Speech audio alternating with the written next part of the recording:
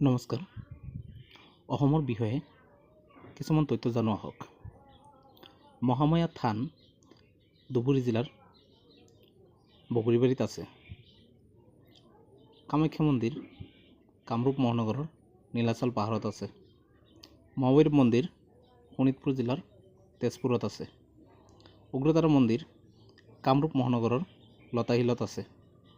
নৱগ্ৰহ মন্দিৰ কামৰূপ মহানগৰৰ চিত্ৰাচল পাহাৰত আছে।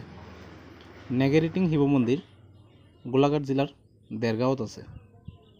উমানন্দ মন্দিৰ কামৰূপ মহানগৰ ময়ূৰপ্ৰীত দ্বীপত আছে।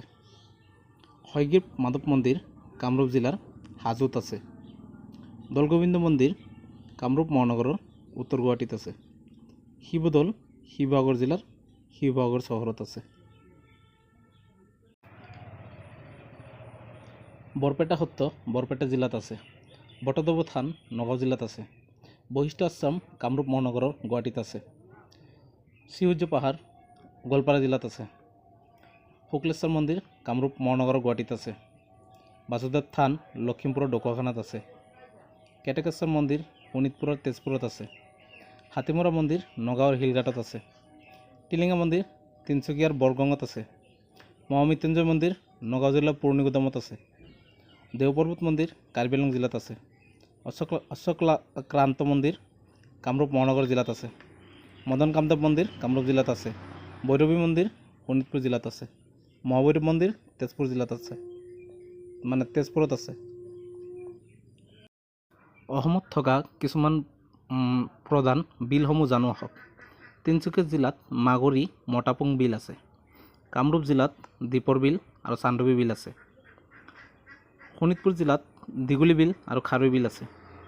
নগাঁও জিলাত চামগুৰি বিল আছে। কৰিমগঞ্জ জিলাত সোণ বিল আছে। বৰপেটা জিলাত কাপলা বিল আছে। নলবাৰী জিলাত চাংকৰি বিল, বাটুৱা কামাখ্যা বিল, বৰবিল, বৰালি বিল, যোগী বিল আছে। অসমৰ কিছুমান সত্ৰৰ নামৰ সৈতে জানো আহক জিলাসমূহ।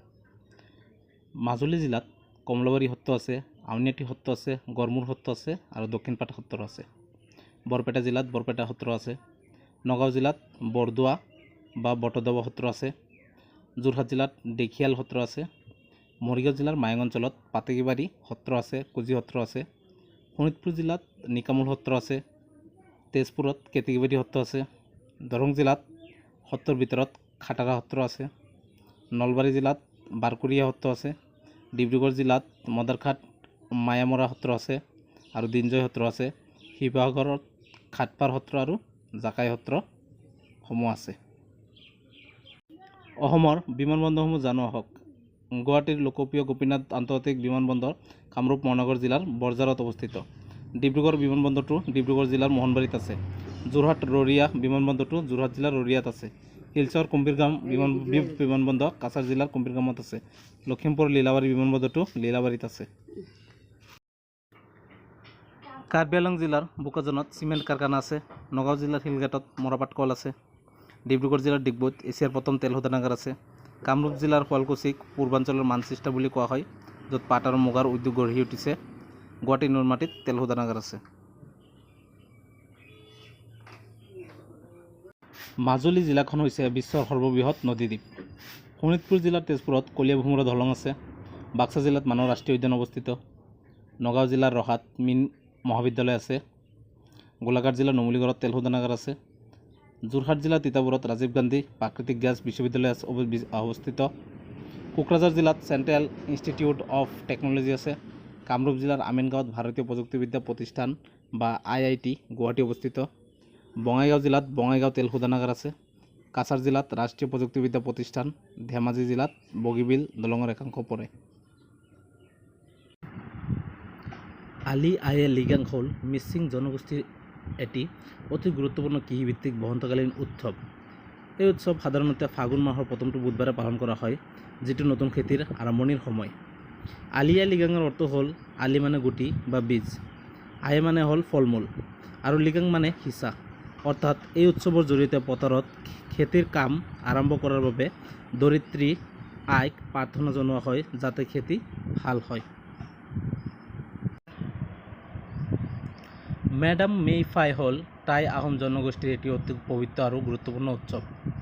এই উৎসৱৰ জৰিয়তে আহোমসকলে তেওঁলোকৰ পূৰ্বপুৰুষসকলক স্মৰণ কৰে আৰু তেওঁলোকৰ পৰা শান্তি, সমৃদ্ধি আৰু মংগলৰ বাবে আশীৰ্বাদ বিচাৰে। এই উৎসৱ সাধাৰণতে প্ৰতি বছৰে 31 জানুৱাৰীত সমগ্ৰ অসমতে নিষ্ঠাৰে পালন কৰা হয়। মেডাম মেফাই নামটোৰ অৰ্থ হ'ল মেই মানে আত্মা, সুতি দিয়া, আৰু ডাম মানে মৃতসকলক, আৰু মেই মানে জুই লগাই পূজা কৰা। অৰ্থাৎ এই উৎসৱত মৃত পূৰ্বপুৰুষসকলৰ আত্মাক সন্তুষ্টি কৰিবলৈ বিশেষ পূজা অৰ্চনা কৰা হয়।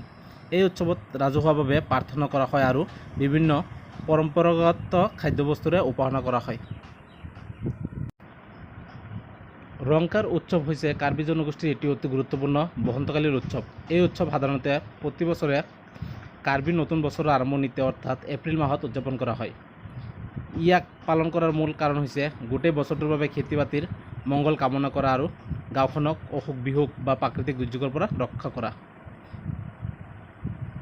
চমখান হ'ল কাৰ্বি জনগোষ্ঠীৰ অতি পুৰণি আৰু গুৰুত্বপূৰ্ণ শোকোৎসৱ। এয়া সাধাৰণতে কোনো মানুহৰ মৃত্যুৰ পিছত তেওঁৰ আত্মাক শান্তি দিবলৈ আৰু পৰলোকলৈ যাত্ৰা সুকলমে হ'বলৈ উদযাপন কৰা হয়।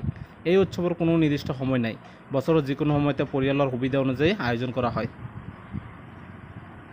বুচু ডিমা উৎসৱ হৈছে ডিমাছা জনগোষ্ঠীৰ আটাইতকৈ ডাঙৰ শস্য চপোৱা উৎসৱ। এই উৎসৱ সাধাৰণতে জানুৱাৰী মাহত উদযাপন কৰা হয়। এই সময়ত তেওঁলোক নতুন শস্য চপোৱাৰ অন্তত আনন্দ, ভোজ ভাত আৰু নৃত্য গীতৰ মাজেৰে উদযাপন কৰে। কৰম পূজা সাধাৰণতে ভাদ মাহৰ একাদশী তিথিত পালন কৰা হয়, য'ত কৰম গছৰ ডাল আনি পূজা কৰি শস্যৰ মংগল আৰু পৰিয়ালৰ কল্যাণ কামনা কৰা হয়। টুচু পূজা হৈছে চাহ জনগোষ্ঠীৰ আন এটা উৎসৱ, যিটো মকৰ সংক্ৰান্তিৰ সময়ত অৰ্থাৎ পুহ মাহৰ শেষত পালন কৰা হয়। এই উৎসৱত টুচু দেৱীক আৰাধনা কৰা হয় আৰু নতুন শস্য চপোৱাৰ অন্তত আনন্দ প্ৰকাশ কৰা হয়। ধন্যবাদ।